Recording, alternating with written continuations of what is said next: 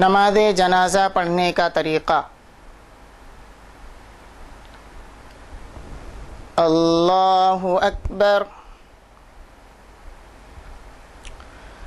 سبحانک اللہم وبحمدک وتبارک اسمک وتعالی جدک وجل ثناؤک ولا الہ غیرک۔ اللہ اکبر،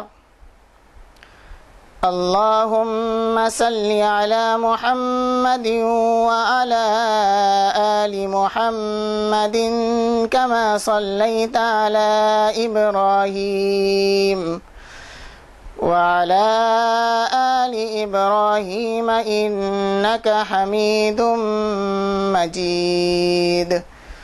اللہم بارک علی محمد وعلی آل محمد کما بارکت علی ابراہیم وعلی آل ابراہیم انک حمید مجید۔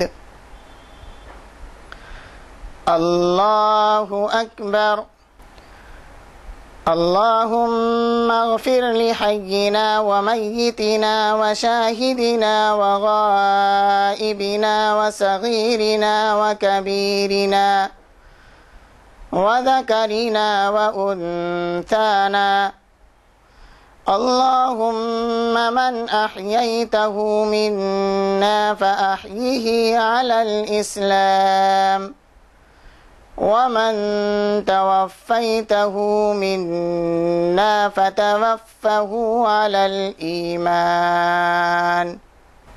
اللہ اکبر،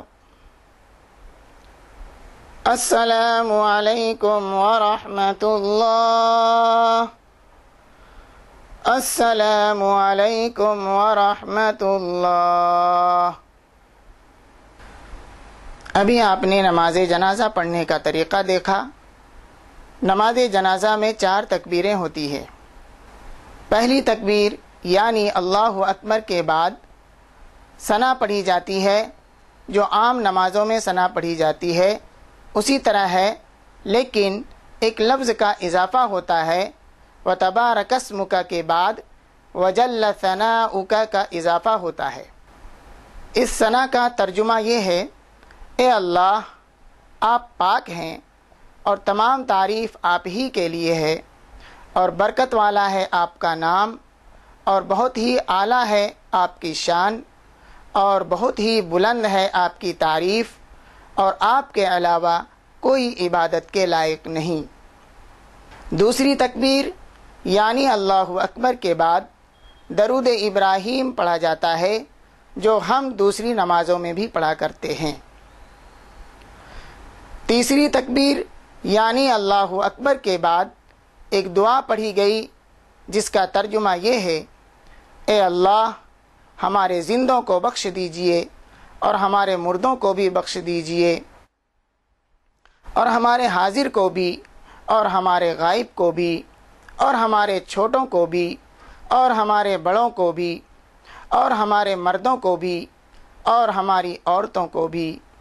اے اللہ، ہم میں سے جسے آپ زندہ رکھیں تو اسلام کی حالت میں زندہ رکھیے، اور جسے آپ وفات دیں تو ایمان کی حالت میں وفات دیجیے۔